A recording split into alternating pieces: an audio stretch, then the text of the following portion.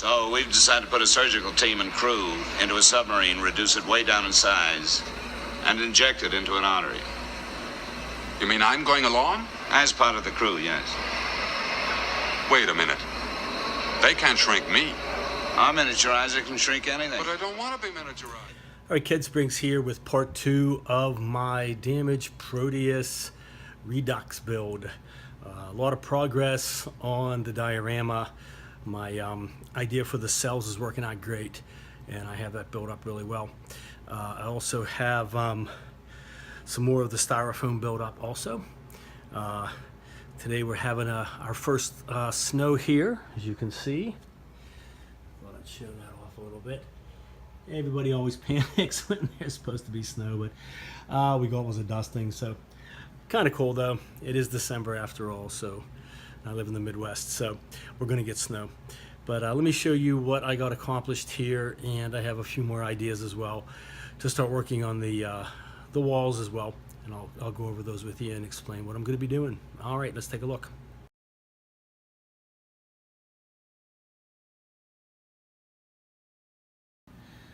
I built up this little area here on the back where the wall's going to go for the tumor.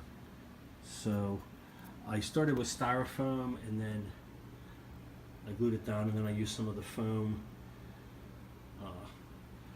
smooth finish to build it up on the sides, and it's dried now, so it's nice and hard, and it can be a solid base. So all right, so this is coming along well. Keep working on this and making some great progress here. All right, so I extended the cell up to here on this half, and I still have to finish this part over here. And what I decided to do is give some more substantial pieces over to here.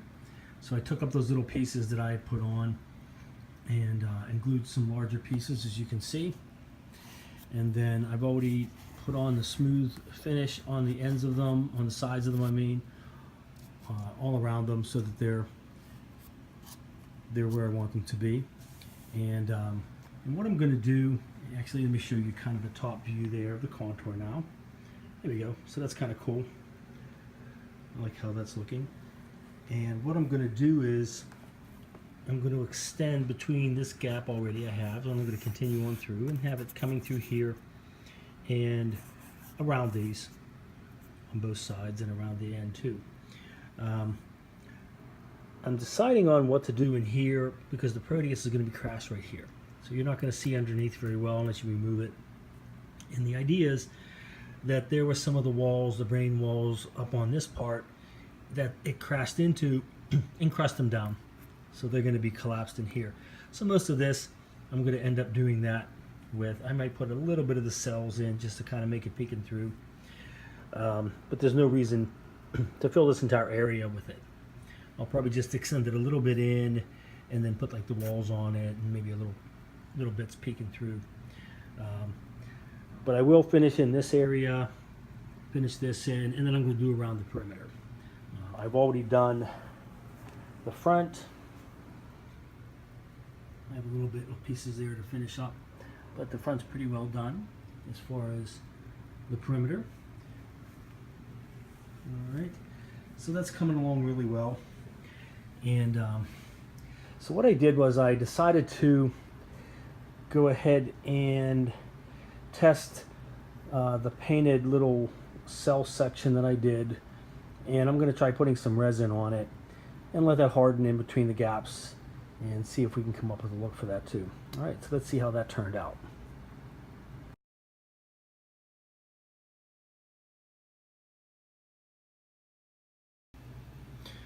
And here's a test painting of a section of the cell resin. I experimented with a few Tamiya paints. I have some clear blue, and I have some field blue. It's a duller flat blue. And the first coat I put on was a sand color from Auto Masters. It's an acrylic as well. So I I started by just painting over the tops with the sand color, and then I put a little bit on this end of the clear blue. They both look about the same. The other side here I put the field blue and let it dry. Just washed it over really heavily with thinned out paint, and then use the paper towel to wipe it off, dab it off the top. So, all right, but it definitely brings out more of that character. You can see the individual cells versus the plain white resin right there. So I'll play with a few more tests before I do my final colors. And once this is all done, I can take an airbrush and make some streaks, lightly dust over top of it, even some weathering oils, that kind of thing, to bring out more character.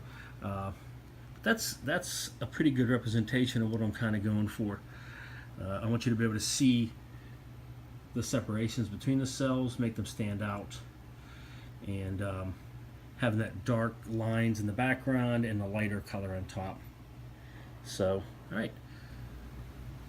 right, so I've tried a few experiments using some resin to try to fill in the gaps between the cells. My first attempt here, I just used plain flat resin, as you can see. Plain white, I'm sorry. White resin. It did fill in well, but unfortunately the white filled in the color as well, the paint. Here I tried painting over it to see how that would work, but I don't like that either because I still don't have the color in between them, is what I want.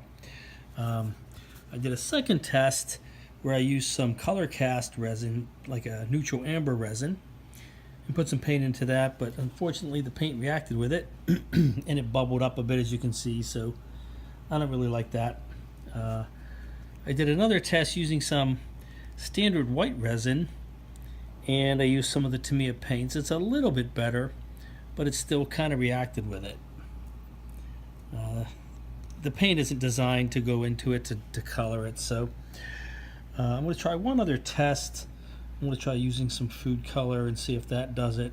But I may have to just get the color pigments that you can put into the resin and color it. But I'm still playing with this idea. So let me do a little bit more testing on that and see if I can come up with something a little better to fill in those gaps. All right, so I did one more final test for now, and I used the white resin again, and I just put like a drop of some blue food coloring into it to see if maybe that won't react the same way. It hasn't so far. It's just starting to dry, but you can see a few bubbles starting to form in there. So, and then if it's any indication from what's in the cup here, it's already bubbling and turning white and foaming. So I'll let it harden and see, but probably we'll have to just go ahead and go out and buy some of the pigments designed for the resin and use that instead. So, all right, so that's just some initial testing. I'm going to put that aside for now and get back to the base and look a little bit at the curtains as well. All right, so let's take a look at the progress here. I want to give you a little bit more detailed look at the progress I've made. So you can see that cell wall going around there. And on this edge here. Okay. It's added a little bit of weight to it, but the whole thing's really made out just out of styrofoam, so it's pretty light. It's easy to pick up. I initially had made a wooden, thin wood part at the bottom, but I'm going to discard that. I'm not going to use it. There's the smooth on, or I'm sorry, the smooth finish. Keep calling it smooth on. I think smooth on is a version of Resin company, but anyway, you can see that there. I got those nice and contoured in place. And my first attempt for the Proteus, you can see that gouge right there. It was too much of an angle, so I went and did a second one right there on the side, and that's where the Proteus goes in. So I may just fill this in. I'm not quite sure what I'm going to do with that just yet. I may just fill that in with the smooth finish. You can see it is pretty light. So, but a couple of ideas I'm going to start fleshing out here as well for this build is, well, first of all, the biggest issue I've had is to come up with the curtains, the curtain walls, and I've had a lot of trouble trying to nail that down. So I've come up with a few more ideas. Let me show you some stills here real quick, and I'll give you an idea of what I'm kind of going for, and then I'll show you what I've been doing, and then I want to talk a little bit about what I finally kind of decided on. So, all right, so let me show you some scenes from the brain. There's not a lot of them. It goes by pretty quickly, but let me kind of show you the main view that you see, and that's what I'm trying to replicate somewhat. All right.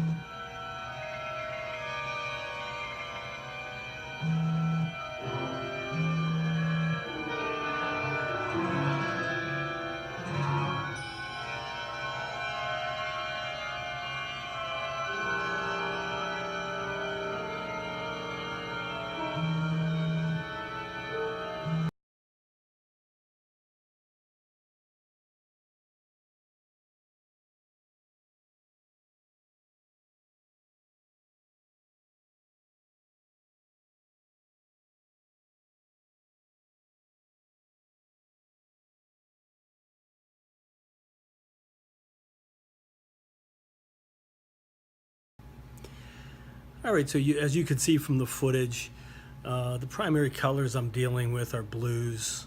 I don't think they're quite that bright of a blue. It's just the way it looks from me filming it from the movie. But there's definitely a blue tinge into the walls, the wall curtains, as I call them, the brain curtains. And if you saw in that last still, they literally were curtains. If you saw the actor on the stage, they just simply took some whatever the material was, and they just hung it down from curtains, and just surrounded the actors with it, so it looked like they were in some type of a brain, or the brain nerves and that kind of thing.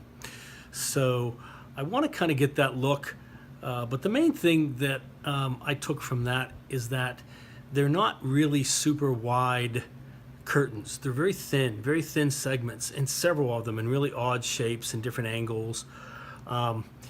So what I was doing in the past, and I'll show you here in a minute from my previous attempts, is that I was coming up with really wide curtains, really wide for the scale. And so I had to kind of rethink it. And there's definitely a whole lot of spider webby looking materials, and almost like wires and strings and things like that. So I don't want it to be a mess, but I do want to kind of come up with that look. So I'm working with some ideas, and to get that final look. It's difficult to get that look onto a small diorama that I'm doing, so I'm kind of putting together several different kind of images and different feels from the movie that kind of harken back to the inside of the body. One of them is the cell pattern that I came up with. That sort of reminds me of the beginning when you first see the Proteus, and it's on that big circular base in the miniaturization room, and it has the same, I guess it's sextagonal or six-sided figures. They almost look like cells, and the same thing. I believe they even have like a dot in the middle of them, so it kind of gives you that clinical look, or the scientific look. So, and I think they were trying to go for that same idea. So that kind of brings out that same idea when I put it into my cell base. And likewise, I want to put in some other ideas throughout the movie. For example, the one scene where they're in the inner ear and somebody in the operating room drops one of the instruments and Cora goes flying and lands in these, I believe they called it the cells of Henson, these clear tubes or yellowish tubes that she's caught in. So I want to kind of replicate some of those images, just organic looking, odd looking images that you wouldn't, you would tend to think you'd see inside a body. So let me show you what I have done up to this point with the brain curtains, and then we'll look at some ideas that I'm now experimenting with to give them more of that look from those stills that you just saw. All right, let's take a look. All right, so as I've showed in previous videos, I came up with an idea of some thin clear plastic and giving it that bluish look and the little circles, the little black circles on them. This particular one, I actually cut holes through them to give that kind of a look. Then I evolved into this test one here that I haven't painted yet, but I have the fiber optics on it, which I'm still going to probably use, and they light up. And then I have a double thickness one, and then there's some little plastic styrene, as you can see, some little I-beams between them so that I can have the fiber optics in between. So but they both share the same basic idea. They're very thick and wide. Look how wide those are. And I don't know where I got that idea. So if you look at that there, and if I can get a better shot, I have paused here on the movie. You can see that they're really thin, very thin little panels, and some of them are even just like curved down here, and they're really loose looking web, spider webby kind of things. And the little black spots are just spots. There are no holes through them or anything. And then the cell, or the tumor part there that's darkened. And once again, there's that floor that you can just kind of see. It's almost a beige looking color, and there's some kind of black spots. So that's why I kind of went with the cell look, because we don't really get a good look at that. But to reproduce these, they have to be very, very thin panels, and a bunch of them in different angles and overlapping each other. And that's what I've been not really accomplishing with these big, thick, wide things. So really, this should be like maybe this big, maybe like that, angled a bit, that kind of thing, and several of them. So I need them different angles and filling in that whole area. So what I want to do is cut out some new ones and make them much, much smaller, but they'll be tall, because really this is pretty tall for that wall, because those people that I have are only about this big, as you can see from before. So they're going to be much thinner, and several of them filling in that gap. And then I still want to use this material. It's basically just used for hemming and things like that for clothing, but it kind of gives like an organic kind of web material look to it. And I can put the black spots on it, and I can paint it blue. That's what I ended up doing with these. That's what these are covered with. So they still have that look. And then I also got this material, and partly from another YouTuber who suggested it. He suggested like the big spider web thing you can drape in your house, but it was too thick. It was almost like a net. It had too much. The texture wasn't fine enough. So, but it put me onto an idea. So this material, you can stretch it out, and you can make it into thin little strands and things like that. And it could also likewise have the white spots put onto it. And this goes a long way when you stretch it out. So, so kind of the idea that I'm wanting to work on now are very thin walls of different shapes lining these areas here, and I'll probably still put this material on it, and put lights within it, or the fiber optics, that kind of thing. And then on the outside of it have just some individual pieces of this along with the spiderweb material, and just kind of draping it around it so it has that curtainy kind of look. Let me get a small piece. I did do a little test with that, and I'll kind of show you the idea that I'm looking at. And give me 1 second here. All right, so here's kind of the idea.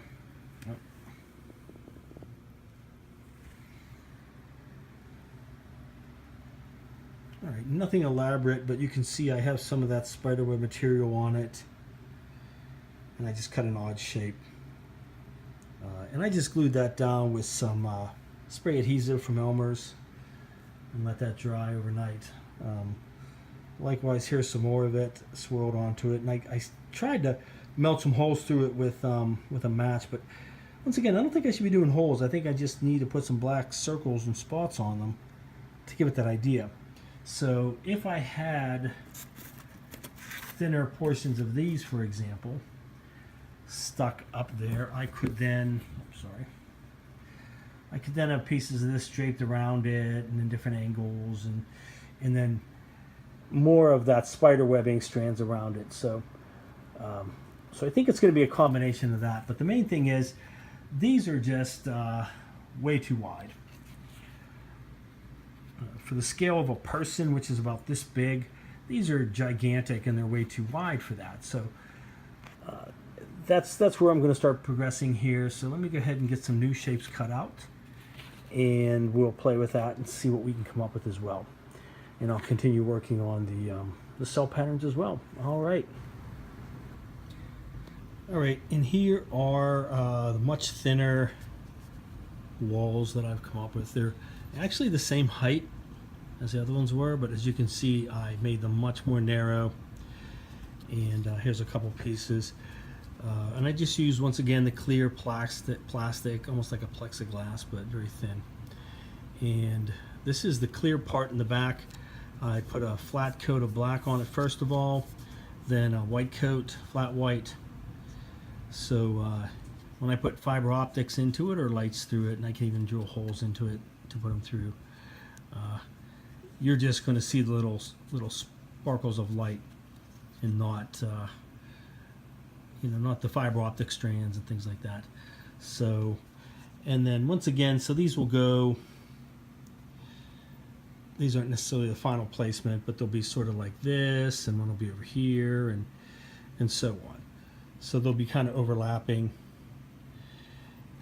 and I'll probably make those double-sided as I did the bigger ones.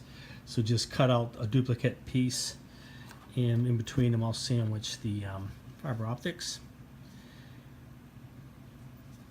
I don't know if I'll make them quite as thick as the other ones I was doing, but maybe, because once I'm done, I'm going to then be putting on this kind of a fabric, as I said. And I did a bit of a test here with some of the black circles. I just took some little plastic tubing and dipped it in paint. I'll probably come up with some rougher figures on it. You can see my Christmas tree back there behind it. So that's what I need to put on here, is my Christmas tree. There we go. That's what I should see right there. It looks pretty cool. But actually, that's kind of the idea.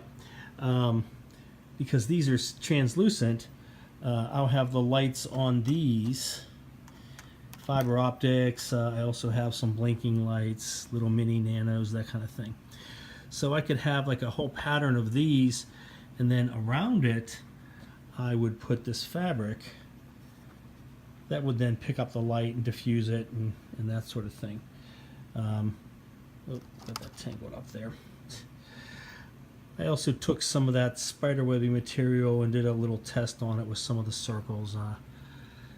Doesn't stick on quite as well, but same thing. If I incorporate this on top of that mesh pattern, I think it will kind of look good on it, and if it's glued down as well, that kind of thing.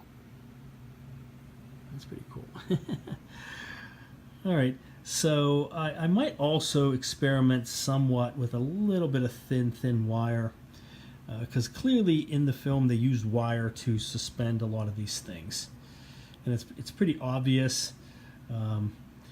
So what I can do is, if I get these solid enough and they're maybe double-sided, and then I'm going to actually cut down into the styrofoam and take them down pretty good so they're nice and solid. And then the fiber optics will go down inside and come out the bottom, and that's where I'll feed them into the light tubes. But if I can get a solid enough framework through here, I could then maybe use some kind of camouflaged wires and maybe wrap this around them, and so they're not quite as obvious, and then maybe string some things along at the different spiderwebby materials. So, all right, so we'll see. I'm still finishing up the cells on it, so making some really good progress. Shouldn't be too much more, and then I'll get it finished up. One major section over here and up here in this part, and then basically just finish on the perimeter around it, and then I'll be able to start working on my further ideas. So, all right, so I'm going to go ahead and wrap up this video for this week.